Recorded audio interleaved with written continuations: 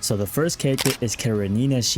There are plentiful reasons why she's on this list. For those that don't even play PGR at all, keep this in mind, there are 3 types of class that are in a team: a tank, attacker, and amplifier.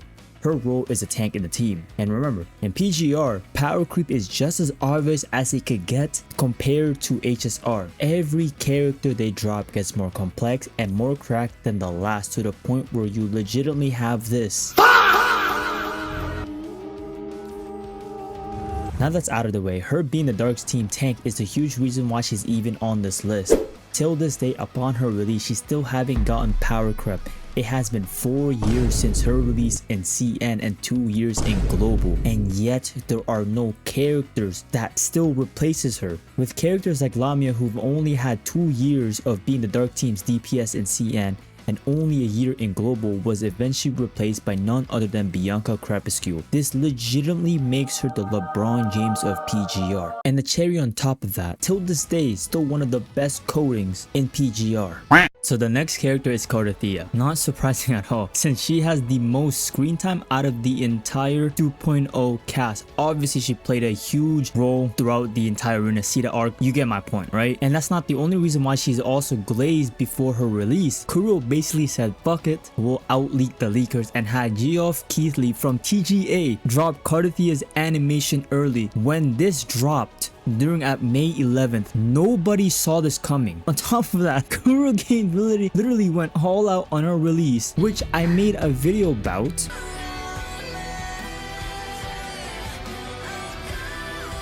Until this day, she still has arguably the best ultimate animation in Wuthering Waves. Honestly, you could even say it's one of the best in all of gacha, and that's not a crazy take. Also, did I forget to mention that she's still the only character in Wuthering Waves whose banner icon changes every time you switch to another banner? This might not be a big deal, but the fact is, she's still the only character that had this type of treatment. And don't even get me started in her flow release form. She literally does everything in the entire game. You want big damage? She got it. You want a tall mommy? She got it. Well, that's not even all. She also floats on water, walks on air. Her ultimate is essentially slicing the entire map. Like, bro, do I have to say any more? With all that said, there's still one character that Solon Lee loves so much that everything I just said about Karenina and Cartethyia doesn't even compare, and that character is Bianca. Better known as Solon Lee's wife. This character is so glazed that from her release on March 19, 2020, all the way up to the DMC patch, that was the first time in 5 years. Yes, you heard that right. In 5 years, Bianca wasn't meta. And guess what? The moment she finally fell off, the newest character on CN on that time was her new frame, Bianca Crepuscule.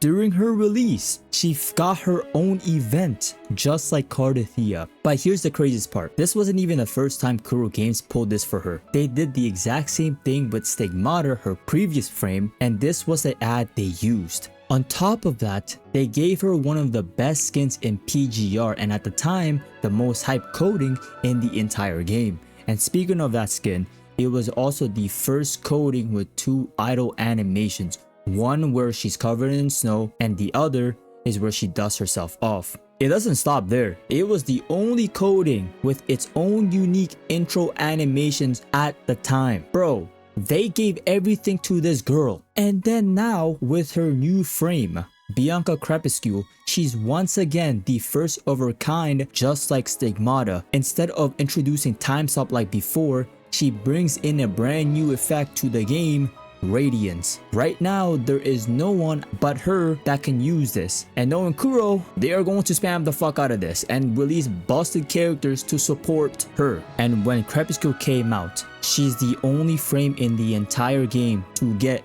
2 chapters. There is no one in the game, including the front cover Lucia, not even getting 2 chapters. And the cherry on top, Florida's entire animation is legitimately based off of Bianca Stigmata. Like, they even share the same title, the Blessed Maiden and the Holy Maiden. And if that's still not enough to convince you that she's the most glazed character out of the 3, Solon Lee straight up admit that Bianca is his favorite.